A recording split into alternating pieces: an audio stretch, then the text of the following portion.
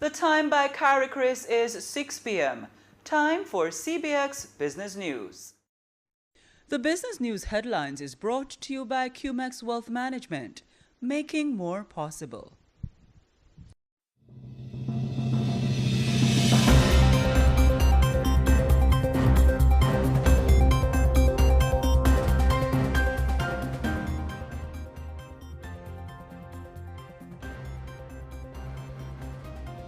Confidence climbs, tariff pressure builds, a surprise inflation spike shakes the UK. Hello and welcome to CBX Business News for Wednesday, July 16, 2025. I'm Yanil Wood. Thanks for joining us. Coming up in the newscast locally, consumer and business confidence surged for the second quarter of 2025 as optimism fuels economic momentum. On the regional front, U.S. President Donald Trump turns up the heat on small nations with a new tariff crackdown exceeding 10%.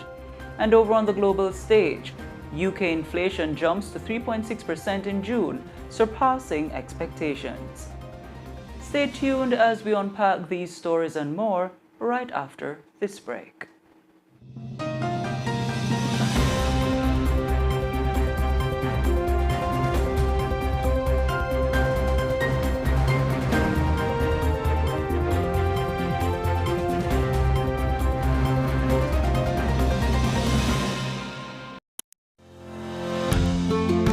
Wealth is not simply counted in dollars or cents, but in the time we spend with love, in love, giving love.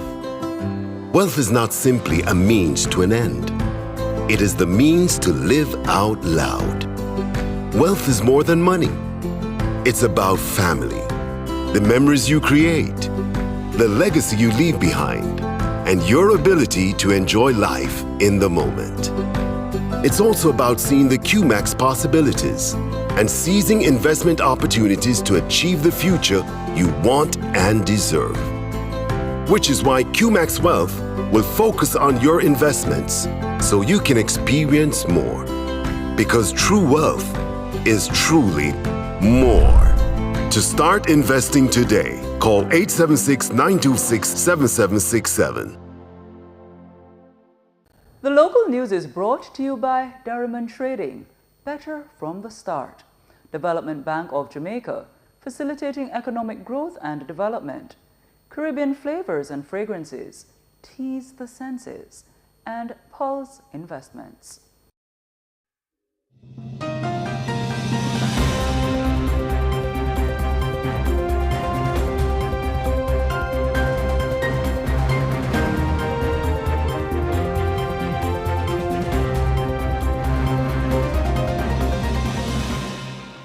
Welcome back to CBX Business News. We begin with the latest economic sentiments locally.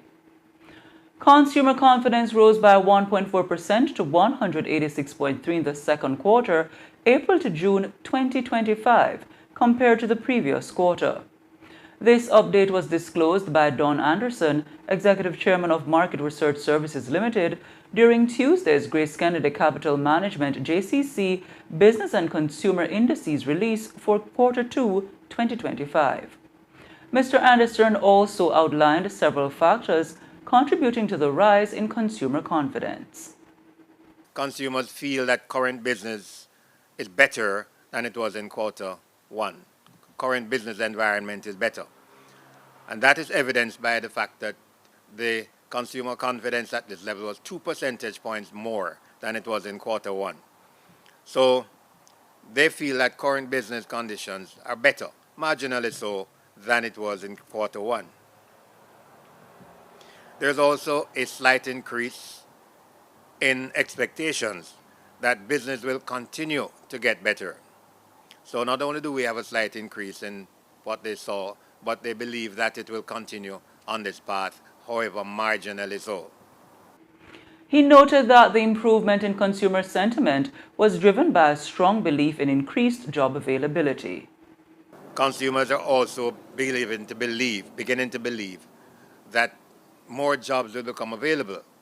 And before we jump over the moon with this, consumers have never ever felt that jobs were plentiful. And therefore, when you see a movement, we're talking about a movement from a relatively low percentage to maybe 2 percentage points, really marginal. We can look at the current job situation.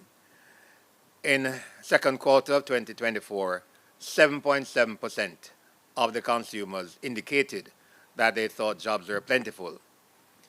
In the first quarter of 2025, that moved to 11.7%, 12%. And in this particular quarter, 15% of the consumers believe that jobs are plentiful. But note, a lot of persons believe that jobs are in short supply, and the largest single item here were those persons who felt that it was just about adequate. The market research executive chairman also reported that business confidence climbed nearly 2% in the second quarter compared to the first quarter of 2025. Business confidence is also up. Business confidence, and we look at this particular chart, we can see there was a dramatic fall off roundabout between 2023 2024 in business confidence. Picked up a little bit in the first quarter of 2025 and is up again by 1.7 percentage points in 2025, second quarter. Despite the uptick, business confidence remains 4 percentage points lower than in the final quarter of 2024. Mr. Anderson also shared findings on profitability and investment plans. 17.9% second quarter 24 said that their current profit was 17.9%, said it was better than expected. That fell in the first quarter of 2025 to 16.4% and picked up a little bit in the second quarter to 16.7%. Not a huge difference, all right? 67% in the second quarter of 2024 said that their current profit was as expected, fell to 57.2% in the first quarter and beginning to pick up again in the second quarter, 59.8%, who felt that their current profit was as expected. So what kind of environment are we now functioning as business persons? Is this a good time to invest or not? 50% in the second quarter of 2024 said that it was a good time to invest.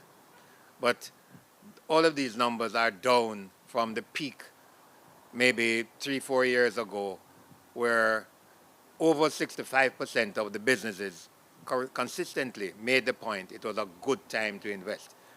Executive Chairman of Market Research Services Limited, Don Anderson. In all the news, the Statistical Institute of Jamaica Statin is reporting that employment increased by 24,200 persons in April 2025 when compared to April last year. This represents an increase of 1.7% compared to the prior corresponding period. Statin says that the latest increase in employment was observed in the services and sales workers occupational group. By industry, the largest gains occurred in public administration and defense, as well as compulsory social security. The number of persons unemployed declined by 12,800.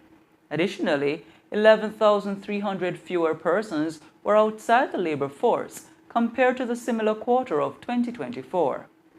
The Institute says this resulted in a decline in the unemployment rate to 3.3% from 4.2% in April 2024.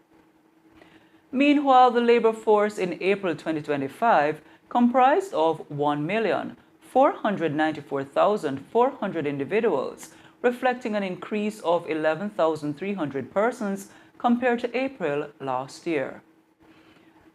The rise in the female labor force, 10,600 or 93.8%, accounted for majority of this increase.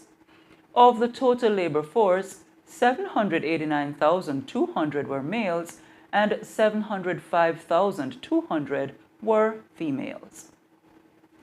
Now, the overall labor force participation rate was 69.3%, down 0.5 percentage points compared to April 2024. Males had a higher participation rate of 74.5%, while females had a rate of 64.3%.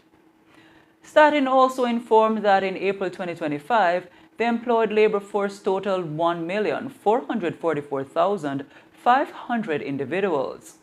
The number of employed males increased by 7,300 or 1% to 769,500, while the number of employed females grew by 16,800 individuals or 2.6% to 674,900. Now, fewer persons were unemployed in April of this year, with the total number of unemployed individuals amounting to 50,000, a decrease of 12,800 or 20.4% compared to April 2024. Statin says the number of unemployed males stood at 19,700, down by 6,600 or 25.1% relative to the similar quarter of 2024. The number of unemployed females was 30,300 compared to 36,500 in April 2024. The unemployed rate for males was 2.5%, down from 3.3%, while the rate for females was 4.3%, down from 5.3% in April last year. Meanwhile, unemployed youth numbered 19,600, a decrease of 9,800 or 33.3%. The number of unemployed male youth declined by 6,300 or 41.7% to register 8,800 in April this year. Now to foreign currency trading news. At the end of currency trading on Wednesday, the US dollar is selling for $161.28, the Canadian for $117.21, and the pound for $216.02, while the going rate for the euro is $188.64. Up next, trading news from the Jamaica Stock Exchange. 104 stocks traded on the JSE Wednesday, of which 37 advanced, 44 declined, and 23 traded firm. ISP Finance Services, Jetcon Corporation, Pulse Investments, and Sagicor Real Estate X Fund led today's winners, while the losers were led by Stationery and Office Supplies, R.A. Williams Distributors, Paramount Trading, and CAC 2000. The main index declined by 795.20 points or 0.26% to close at 305,067.91. The junior market index, however, advanced by 8.18 or 0.24% to close at 3,396.28. Now to some company news. Caribbean Cement has declared a final dividend of Jamaican $2.0979 per share, payable out of profits of the company in respect of the year under review on September 16, 2025. The record date is July 28, 2025, which is also the ex-dividend date. And Stationery and Office Supplies, SOS, has advised that the Board of Directors approved a dividend payment of 2 cents per ordinary stock unit, payable on August 22 this year, to shareholders on record as of August 6, Independence Day.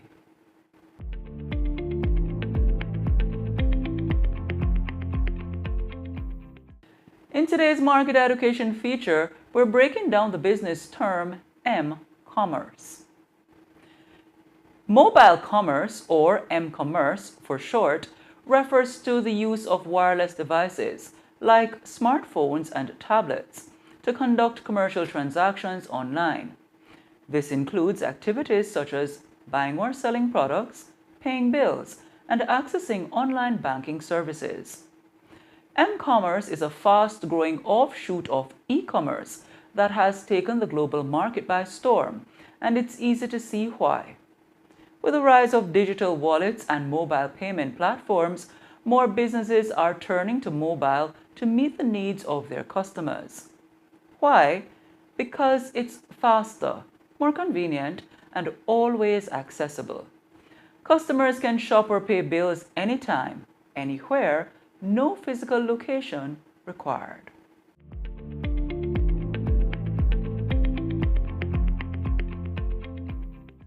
And that's it for our market education feature and the end of the local segment. Please stay with us. The regional business news is up next.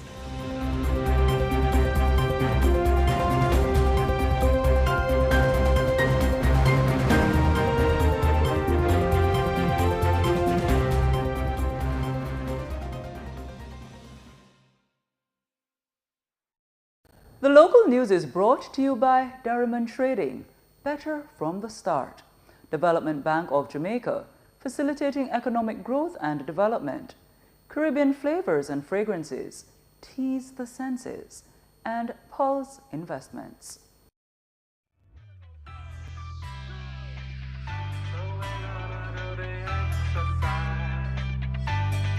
Let's all get fit. This summer set drip. Hip dips and split. Power in the mind, let's get healthy with it. Sometimes your body's so hard, but your body wants it. And then your head is so home, and it's so like this. So we gotta go 1, 2, 3. One more now. 1, 2, 3. Let's go. One more now. 1, 2, 3. One more now. 1, 2, 3, go.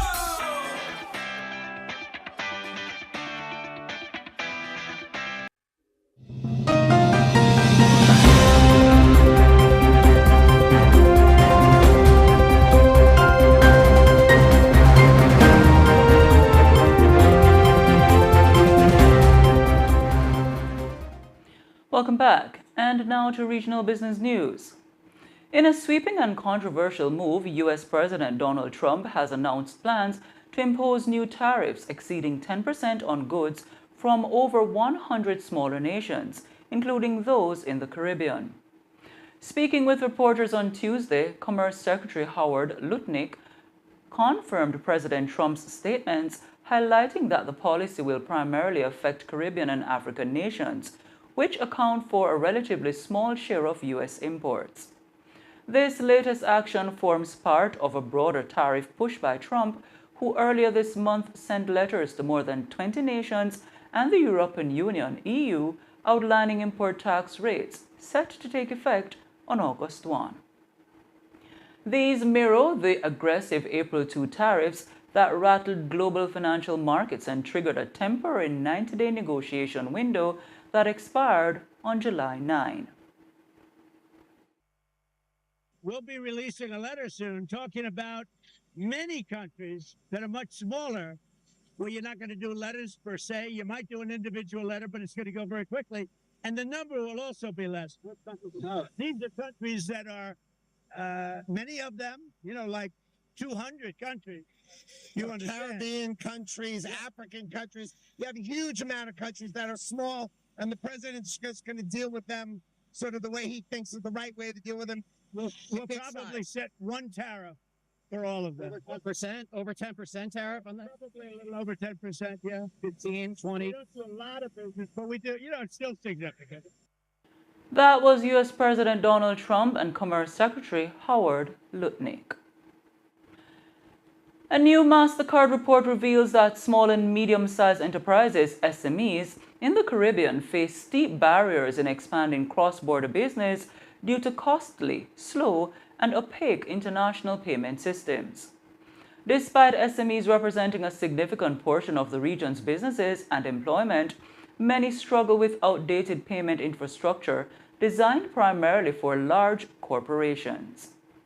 The study, Small Businesses, Big Opportunity, Unlocking SME Potential in Cross-Border Trade, found that sending just $250 internationally can carry fees averaging 23.3% and reaching up to 30% depending on the destination country. MasterCard's Executive Vice President for Latin America and the Caribbean, Walter Pimenta, says SMEs are the silent engine of the region. To reach their true potential, they need a financial infrastructure that accompanies them on their global journey. In response, MasterCard is rolling out MasterCard Move, a money movement platform designed to overcome these barriers by delivering lower fees through fewer intermediaries, real-time transparency on costs and delivery times, and faster settlements, including same-day or real-time payments across 150-plus markets. And in a significant move towards sustainable economic growth, the Trinidad and Tobago Stock Exchange, TTSE, has joined the United Nations Sustainable Stock Exchange's UNSSE initiative, aligning itself with over 130 global exchanges committed to promoting responsible investment and environmental, social, and governance (ESG) best practices. The membership grants TTSE access to international resources and collaboration opportunities designed to strengthen transparency, investor confidence, and sustainable capital market development. CEO of TTSE, Eva Mitchell, says the stock exchange's commitment to the UNSSE initiative underscores their resolve to foster ESG integration and sustainable financing. She adds that their participation supports local companies in improving ESG disclosures and enables the capital markets to drive inclusive, resilient economic growth. With this initiative, the TTSC is expected to play a central role in shaping the region's transition to a greener, more transparent, and socially responsible economy. Now to trading news from the TTSC. 20 securities traded on the TTSC Wednesday, of which 6 advanced, 8 declined, and 6 traded firm. Leading the winners were MedCorp, National Enterprises, Endeavor Holdings, and First Citizens Group Financial Holdings, while the losers were led by Trinidad Cement, CIBC Caribbean, Massey Holdings, and Unilever Caribbean. Other results include the All-TNT Index declining by 1.96 to close at 1,484.20. The Composite Index declining by 4.53 to close at 1,012.35. And the Cross-Listed Index also declined, but by 1.02 to close at 71.05. However, the SME Index advanced by 4.68 to close at 96.08. And we take a quick break. Please stay with us. The international news segment is up next with Rondine Williams.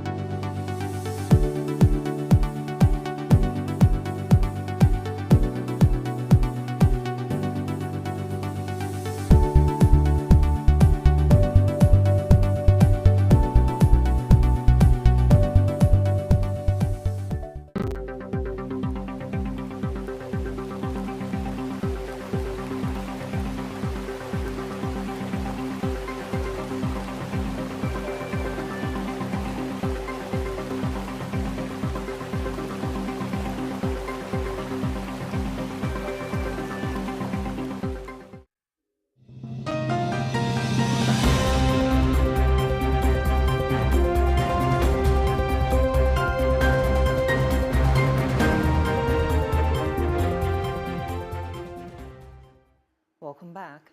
In international news, the United Kingdom's annual inflation rate climbed to 3.6% in June, up from 3.4% in May, marking the highest level since January 2024 and exceeding forecasts that it would remain steady.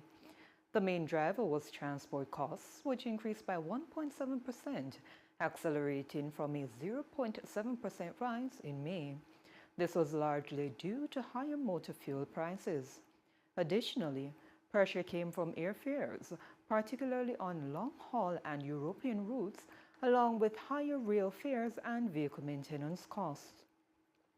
Clothing and footwear prices also reversed course, rising by 0.5% after falling by 0.3% the previous month.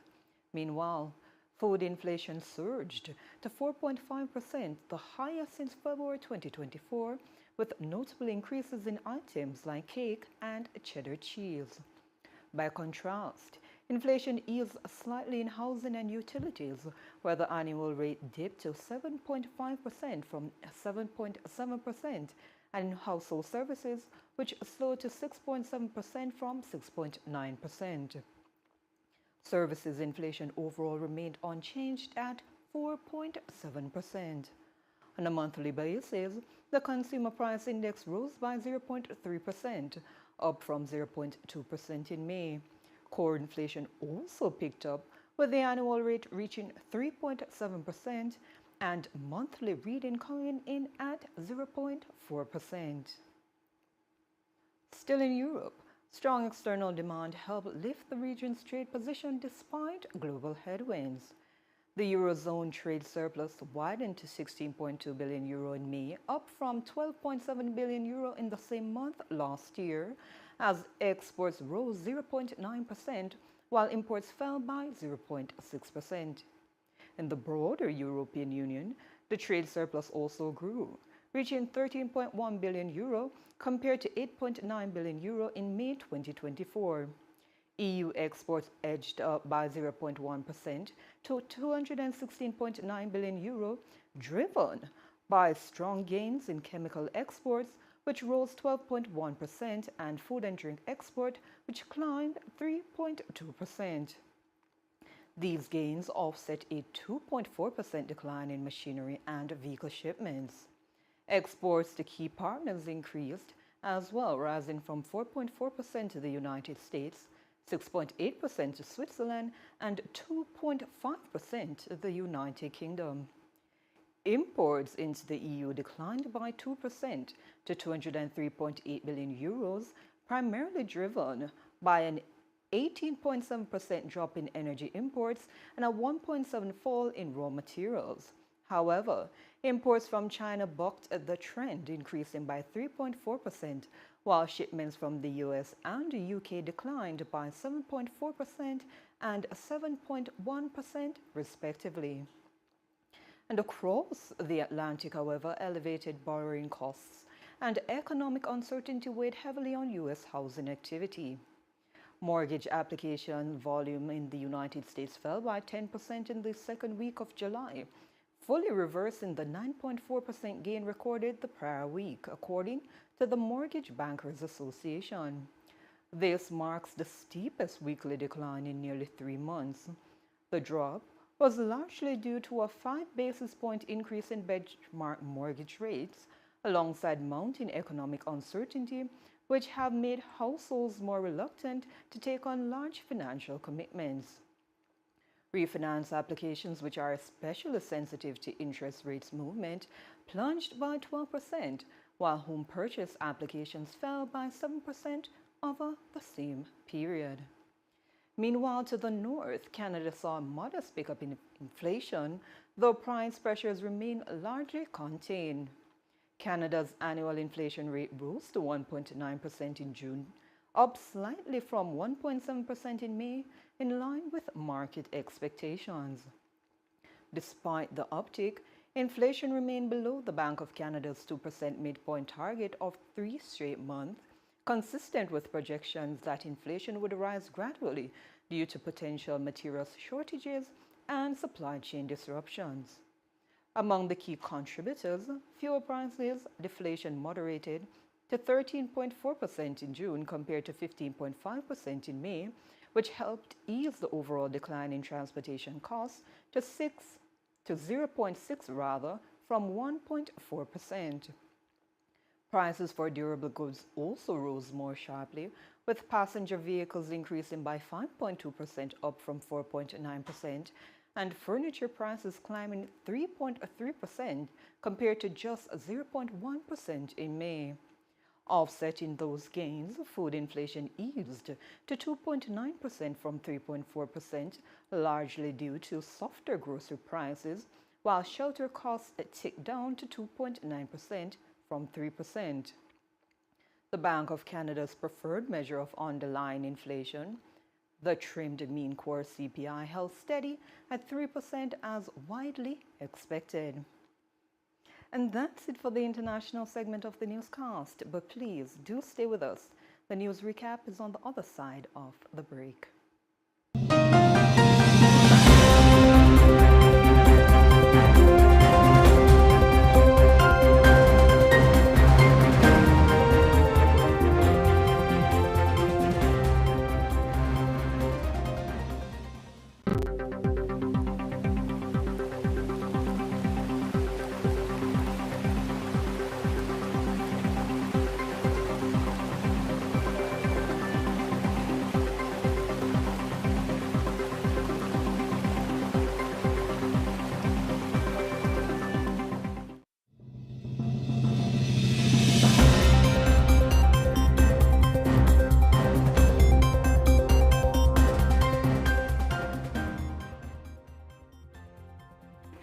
Welcome back, and now to recap our top stories.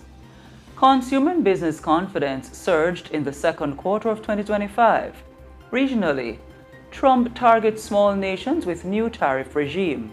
And on the international scene, UK inflation rises to 3.6% in June, surpassing expectations. Those were the stories making today's CBX Evening News. On behalf of Rondine Williams and the entire production team, I'm Yanil Wood, thanking you for watching CBX, your region, your business, your source.